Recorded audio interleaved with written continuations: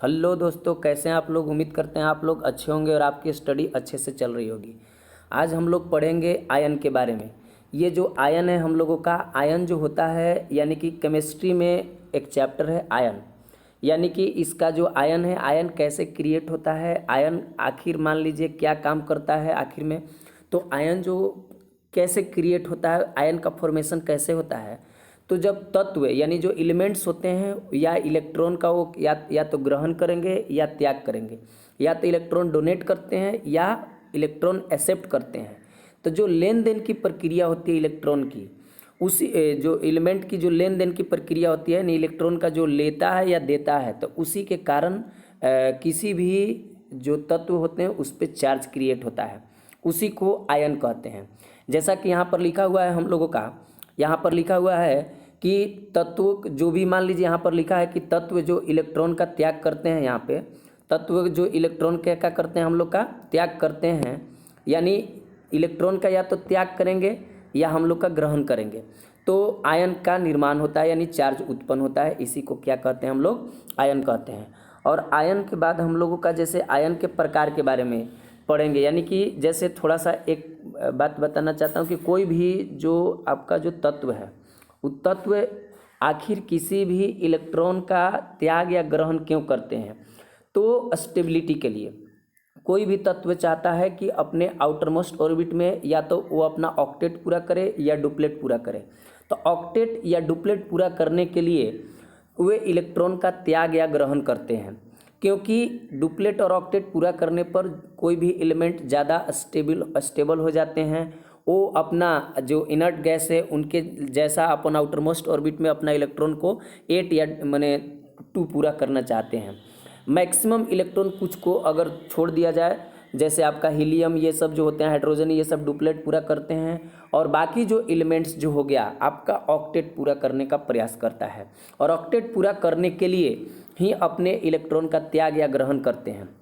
ठीक है, तो आइए देखते हैं कि किसी भी तत्व द्वारा इलेक्ट्रॉन त्याग या ग्रहण करने से किसी उस तत्व पर जो आवेश क्रिएट होता है उसी को हम लोग आयन कहते हैं। क्या कहते हैं हम लोग, आयन कहते हैं। यानी जो क्रिएट होता है उसी को हम लोग आयन कहेंगे। जैसे यहाँ पर आयन है हम लोग का, कि आयन हो गया। ओके, आयन 2 प्रकार के होते हैं। एक होगा धनायन, एक होता है ऋणायन, यानी कि कैटायन एंड ऋणायन।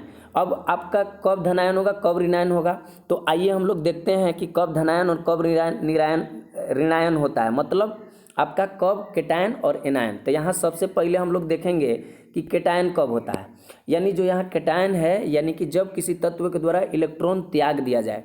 जैसे मान लीजिए किसी भी तत्व के, यहाँ पर देखने का है कि मैंने सोडियम है, सोडियम जब एक इलेक्ट्रॉन का त्याग कर रहा है, तो एक इलेक्ट्रॉन जितना इलेक्ट्रॉन का त्याग करता है उतना यहाँ प्लस आता है। जैसे लाइक दिस, ये हम लोग का प्लस है।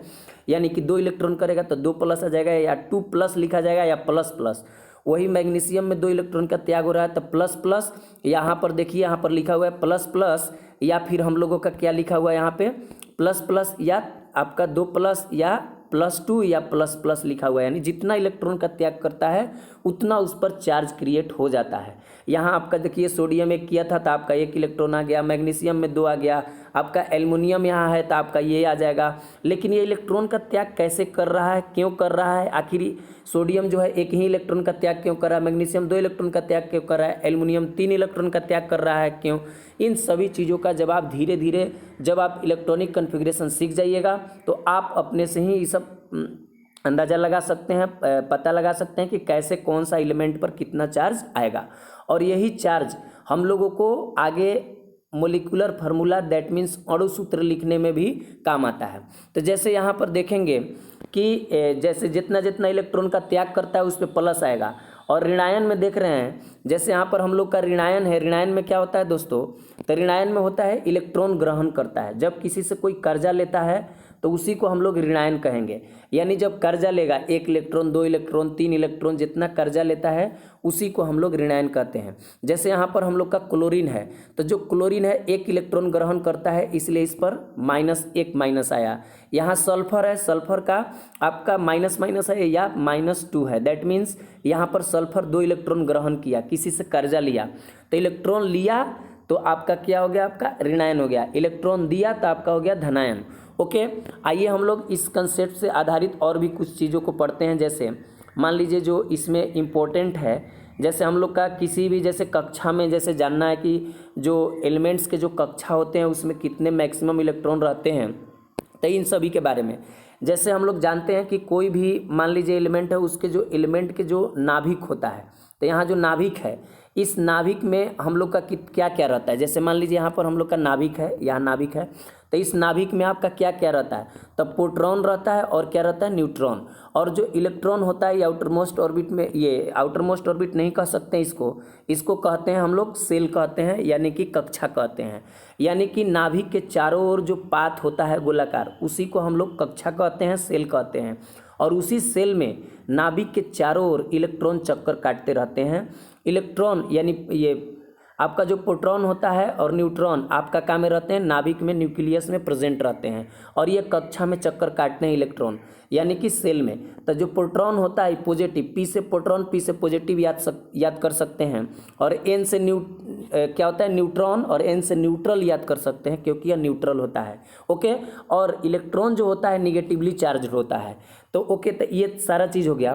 तो उसी प्रकार से अगर बात करा जाए कि किसी भी तत्व में, किसी भी तत्व के जो मान लीजिए जो कक्षाएं हैं उनको जनरली किससे रिप्रेजेंट करा जाता है, तो जैसे कक्षाओं की संख्या अगर रिप्रेजेंट करना है तो generally K, L, M, N and so on, इसके द्वारा रिप्रेजेंट करा जाता है। जैसे यहाँ पर दर्शाया गया कि पी एंड एन आपका ये न्यूक्लियस में है, आपका नाभिक में है, और नाभिक के आपका नाभिक के बाद आपका एंड बहुत सारे कक्षाएं हो सकते हैं आपका इस न्यूक्लियस के चारों तरफ। ये डिपेंड करता है कि उस तत्व में एलिमेंट की संख्या कितनी है, उस तत्व में इलेक्ट्रॉन की संख्या कितनी है।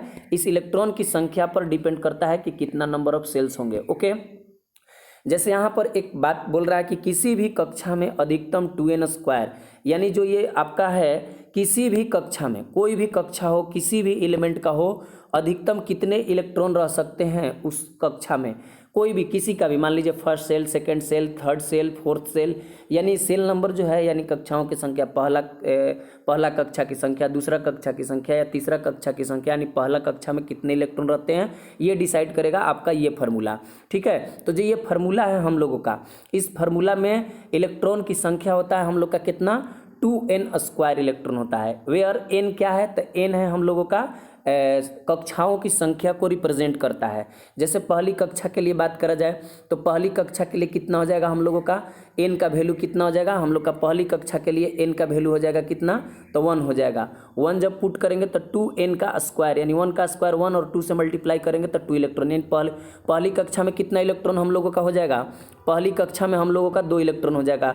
उसी प्रकार से अगर दूसरी कक्षा में देखना है तो दूसरी कक्षा में हम लोग n के जगह 2 लेंगे, तो 2 रखेंगे, 2 दूनी के 4, यहाँ 8 इलेक्ट्रॉन हो जाएगा। फिर ये तीसरी में हो जाएगा 18 इलेक्ट्रॉन, और ये आपका कितना 32 इलेक्ट्रॉन हो जाएगा, एंड सो ऑन।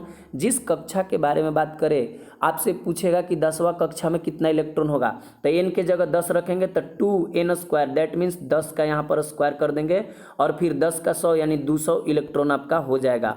ओके, यानी जो भी ऐसा हो, इतना बड़ा डाटा देता नहीं है, ये सब इतना ही में जनरली हो जाता है। तो आगे हम लोग देखते हैं कि जो किसी भी कक्षा में इलेक्ट्रॉनों की संख्या अधिकतम 2n² के बराबर होती है। ओके, आइए हम लोग देखते हैं कि यहाँ पर क्या कह रहा है। अगला पॉइंट हम लोगों का कह रहा है यहाँ पे, जैसे यहाँ कह रहा है कि प्रत्येक कक्षा में उतने ही उपकक्षा होते हैं जितना कि कक्षाओं की संख्या होता है। दैट मीन्स यहाँ कहने का मतलब है दोस्तों कि अगर कक्षा 4 है तो आपका उप कक्षा भी कितने रहेंगे, 4 ही रहेंगे। कक्षा अगर मान लीजिए 5 है तो उप कक्षा कितने रहेंगे, यानी सेल जितना मने, दैट मीन्स इसको कह सकते हैं कि number of cells is equal to number of उप सेल, यानी सब सेल्स होता है, यानी कक्षाओं की संख्या बराबर उप कक्षाओं की संख्या।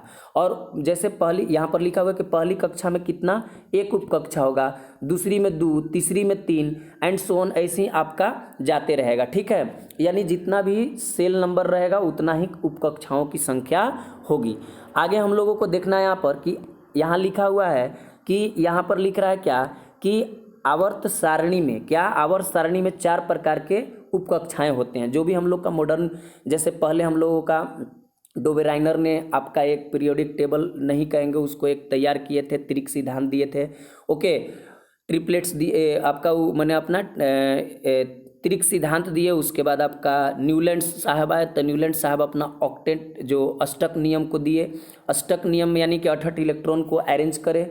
उसके बाद आपका जो मेंडलीव साहब आए, तो मेंडलीव साहब ने पहली बार आपका पीरियोडिक टेबल बनाने का प्रयास किया, और उस पीरियोडिक टेबल में उन्होंने अपना लगभग कुछ ही एलिमेंट्स को स्थान दे पाए, और उन्होंने अपने जैसे भविष्य में खोज होने वाले तत्वों के स्थान को निर्धारण नहीं कर पाए थे, जिसके कारण वो भी फेल हो गए। और जो आज हम लोगों के पास जो मॉडर्न पीरियोडिक टेबल देखने को मिलता है, जो हम लोग पीरियोडिक टेबल स्टडी करते हैं, तो उस पीरियोडिक टेबल वो मोसले साहब का तैयार किया हुआ है। और सभी लोगों ने, चाहे आपका जो डोवेराइनर साहब हो, चाहे आपका ये न्यूलैंड साहब हो, या फिर मेंडलीफ हो, इन सभी ने किसी भी तत्व के द्रव्यमान के बढ़ते क्रम में सजाए थे। लेकिन पहली बार जब मोसले साहब इस चीज़ को देखे, रियलाइज़ किए, तो इन्होंने देखा कि एक अलग तरह के इसमें प्रॉपर्टी शो हो रहा है। उन्होंने उस प्रॉपर्टी का नाम धरा परमाणु संख्या, एटॉमिक नंबर।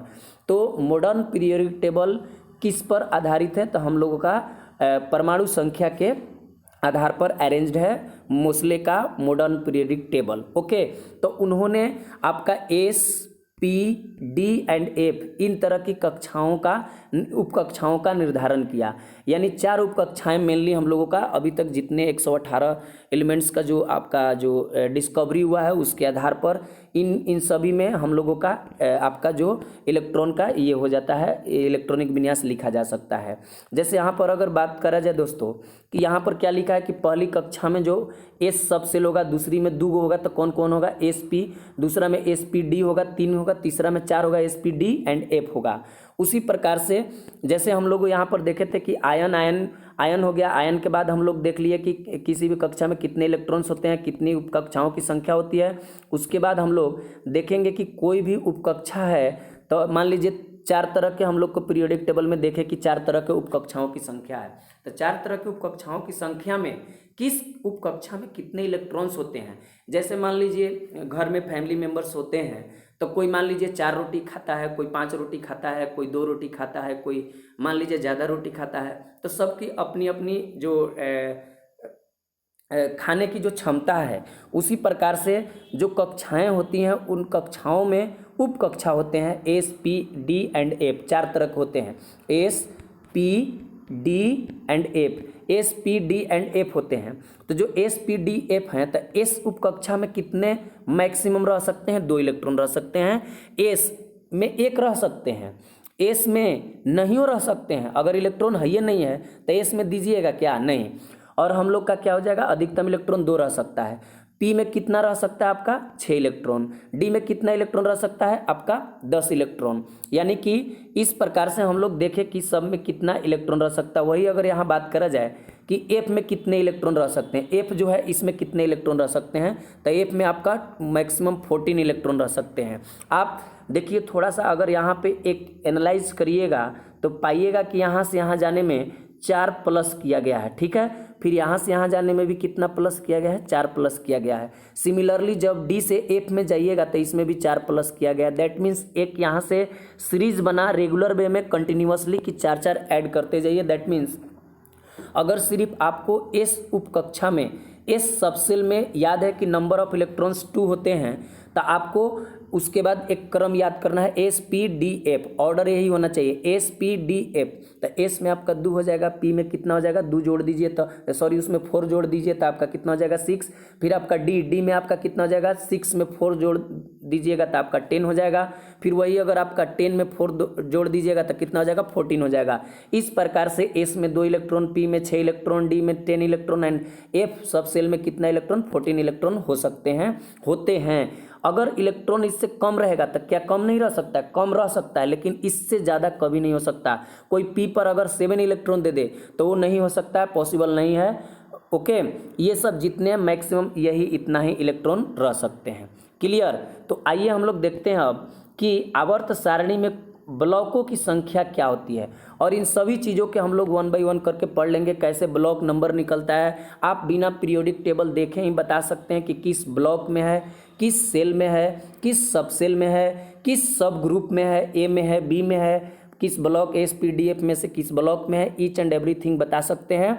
ये हम लोगों का थोड़ा सा बेसिक है। बेसिक जानने के बाद धीरे धीरे जब इलेक्ट्रॉनिक कन्फिग्रेशन लिखिएगा तो अकॉर्डिंग टू इलेक्ट्रॉनिक कन्फिग्रेशन मतलब इलेक्ट्रॉनिक विन्यास के आधार पर भी आप तत्व के बारे में इंफॉर्मेशन आसानी से निकाल सकते हैं। जैसे किसी भी व्यक्ति का अगर मान लीजिए उसका अगर किसी को सर्च करना है, उसको फाइंड आउट करना है, कहीं खो गया है, अगर उसके बारे में यह पता चलता है कि उस व्यक्ति का नाम ही है, वो व्यक्ति अगर मान लीजिए भारत का अगर किसी विदेश में है, उसका नाम अगर पता चल गया, नाम के साथ उसका पता चला कि वो इंडिया का रहने वाला है, तो लोग इंडिया आएंगे। इंडिया से अगर ये पता चल गया कि मान लीजिए अगर हम लोग के अगर बिहार में रहने वाला है तो मान लीजिए बिहार में आ गया, और बिहार से ही पता चला कि मान लीजिए किसी प्रॉपर कोई बिहार में जो 38 जिले हैं उसमें कोई कह दिया कि पटना जिला के है, तो वो पटना आपका आ गया। अब पटना में भी आपका जो ये प्रखंड चलता है उस प्रखंड में आ गया।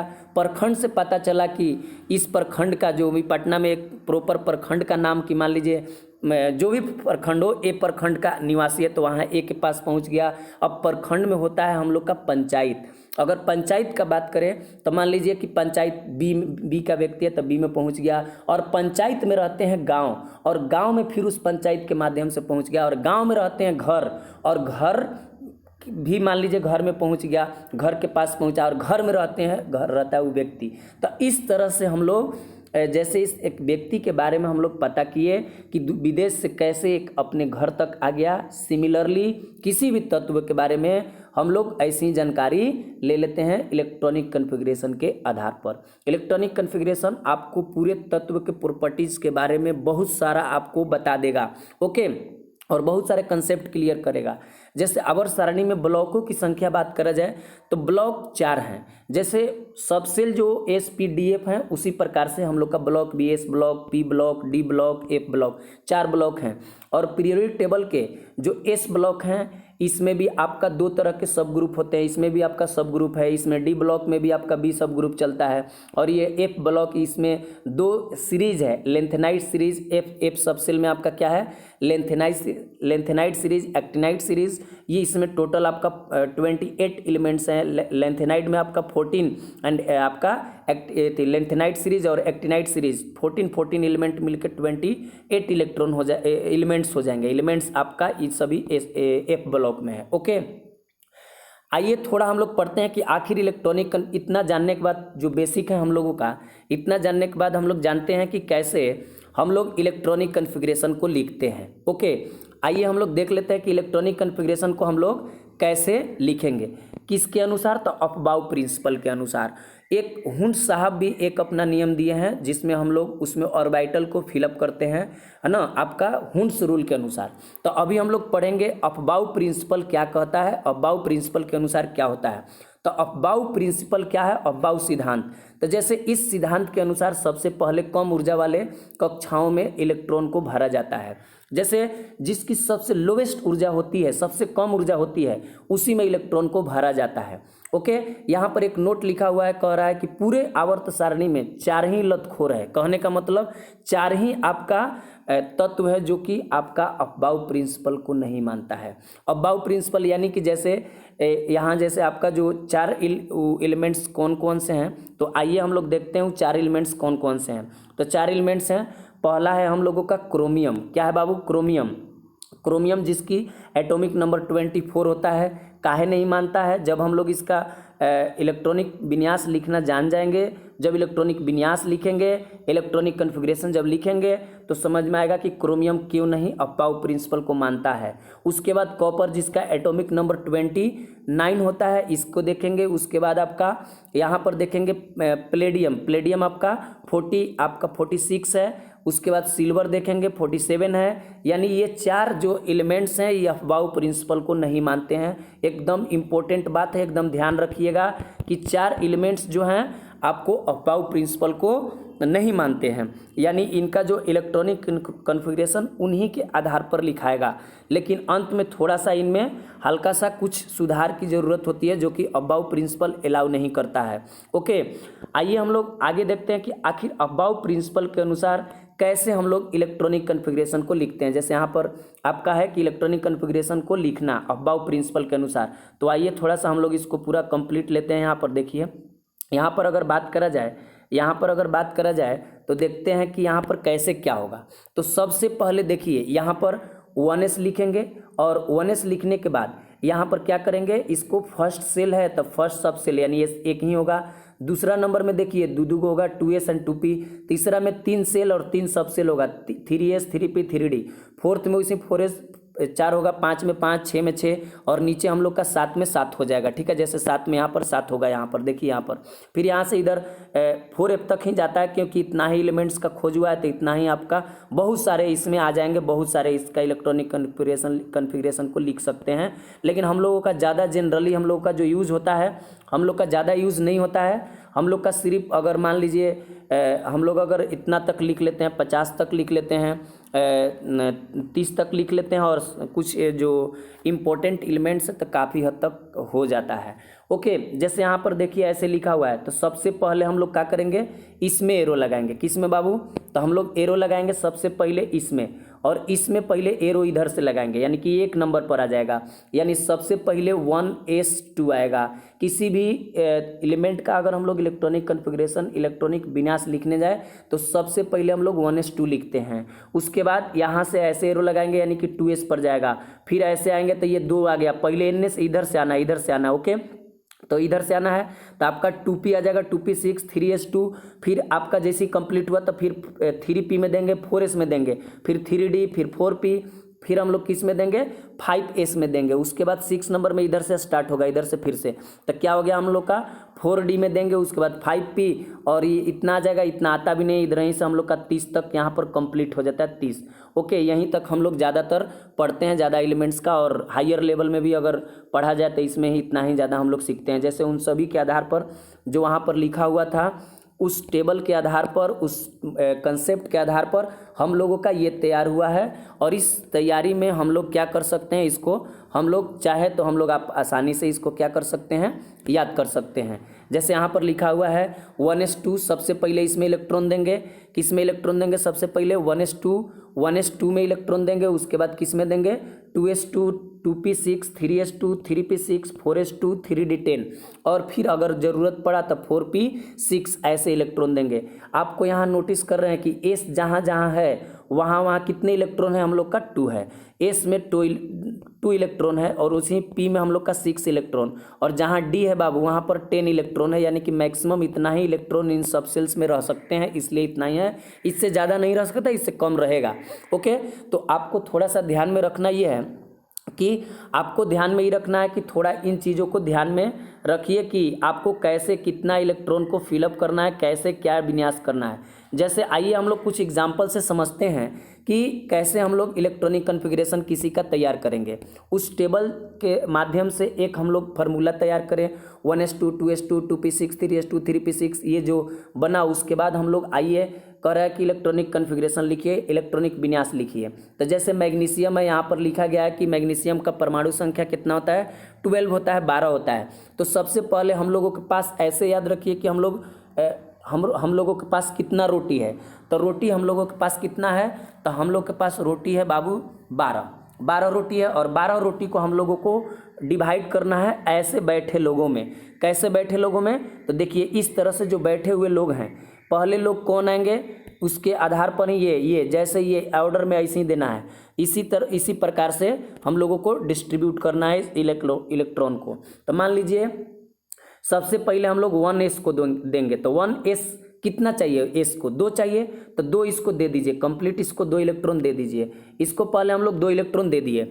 फिर हम लोग के पास 10 इलेक्ट्रॉन बचा, यानी कि 12 में से 2 तो ले लिया। अभी ये फिर 2s है तो 2s है तो s को फिर 2 दे दीजिए। यहाँ पर आपके पास 10 इलेक्ट्रॉन, इसको चाहिए 2 तो दे दीजिए। उसके बाद बचा कितना हम लोगों के पास, 8 इलेक्ट्रॉन बचा। 8 इलेक्ट्रॉन बचा तो अब उसके बाद कौन सा आएगा ऑर्डर में, 2p। तो 2p, p को 6 देना पड़ेगा। आपके पास इलेक्ट्रॉन है तो दीजिए, अगर 5 रहेगा तो 5 दीजिए, लेकिन 6 इसको चाहिए, 6 से ज़्यादा है तो इसको कंप्लीट देना होगा, 6 दे दिए। उसके बाद क्या हो गया, हम लोग के पास कितना इलेक्ट्रॉन बचा, 2। तो 2 बचा 23, अब आएगा 3s। तो 3s, s को 2 चाहिए तो 2 दे दीजिए। तो आप ऐसे भी लिख सकते हैं, ऐसे भी आप इलेक्ट्रॉनिक कन्फिग्रेशन लिख सकते हैं, या फिर ऐसे लिख सकते हैं, ऐसे लिख सकते हैं, या ऐसे लिख सकते हैं। यानी इवल इसी से ई आपका लिखा है। कैसे, तो देखिए यहाँ पर जैसे यहाँ पर अगर बात करा जाए, कि प्रथम सेल में कितना इलेक्ट्रॉन हुआ। तो प्रथम सेल में जो यहाँ जो सेल नंबर दर्शाता है 1 नंबर न है, तो इसमें कितना इलेक्ट्रॉन ऊपर में 2। दूसरा सेल में ये और ये दोनों जुड़ जाएगा क्यों, क्योंकि 2 यहाँ भी है, 2 यहाँ भी है, 2 यहाँ भी है, 2 यहाँ भी है, तो इसके इलेक्ट्रॉन जुड़ जाते हैं। तो 6 2 8 इलेक्ट्रॉन हो जाएगा सेकेंड सेल में, एंड थर्ड एक ही है तो इसलिए 2 इलेक्ट्रॉन। तो 2 फर्स्ट सेल में कितना इलेक्ट्रॉन, पहला कक्षा में 2 इलेक्ट्रॉन, दूसरा में कितना 8 इलेक्ट्रॉन, एंड थर्ड में कितना हो जाएगा 2 इलेक्ट्रॉन। यही हम लोगों का मैग्नीशियम का कितना हो गया 282 बोलते हैं, या फिर हम लोग बोलते हैं क्या 282 नहीं बोलेंगे तो 1s2 2s2 2p6 3s2 बोलते हैं। ओके, आइए हम लोग देख लेते हैं कि Cl क्लोरीन 17 जिसका होता है 17, इसको 1s2 2s2 2p6 3s2 3p5, क्योंकि यहाँ चाहिए इसको 6, लेकिन हम लोगों के पास यहाँ 10 इलेक्ट्रॉन दे दिए। यहाँ पर क्या हुआ, यहाँ 10 और दोबारा इलेक्ट्रॉन तो दे दिए, अब चाहिए कितना इसको 6, पी कह रहा ना हमको 6 चाहिए, और 6 आपके पास नहीं है तो दीजिएगा कहाँ से, इसलिए जितना रहेगा उतना ही दे देंगे 5, लेकिन 6 से ज़्यादा नहीं दे सकते हैं इसको रहने के बाद भी। ओके, जैसे इसमें रहने के बाद भी 6 था, हम लोग के पास था 8 लेकिन 6 दिए, फिर अगला वाला में बढ़ गए, क्योंकि इसको 6 से ज़्यादा ये रख ही नहीं सकता है, और कम रख सकता है, जब कम है ये नहीं है इलेक्ट्रॉन तो उतना ही देंगे। तो जैसे प्रथम सेल में कितना 2 इलेक्ट्रॉन, दूसरा ये दोनों जुट के बोलेगा, जुड़ जाएगा आपका ऐड हो जाएगा, तो कितना हो गया 8 इलेक्ट्रॉन, और यहाँ पर क्या है ये थर्ड नंबर ए भी है, थर्ड नंबर ए भी है, तो दोनों के जोड़ देंगे तो कितना हो गया 7 इलेक्ट्रॉन आउटर मोस्ट ऑर्बिट में हो गया।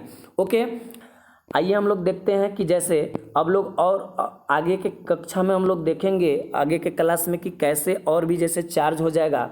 जैसे हम लोग अगर बात करा जाए बाबू कि ये जो होते हैं कैसे हम लोग इसका, जैसे मैग्नीशियम हो गया, मैग्नीशियम पर +2 चार्ज आता है तो इसका कैसे इलेक्ट्रॉनिक कन्फिग्रेशन लिखते हैं। Cl पर -1 आ जाता है तो इसका कैसे इलेक्ट्रॉनिक कन्फिग्रेशन लिखेंगे। तो आगे के कक्षा में हम लोग इसको कंटिन्यू करेंगे। तब तक आज के लिए इतना ही। Thank you.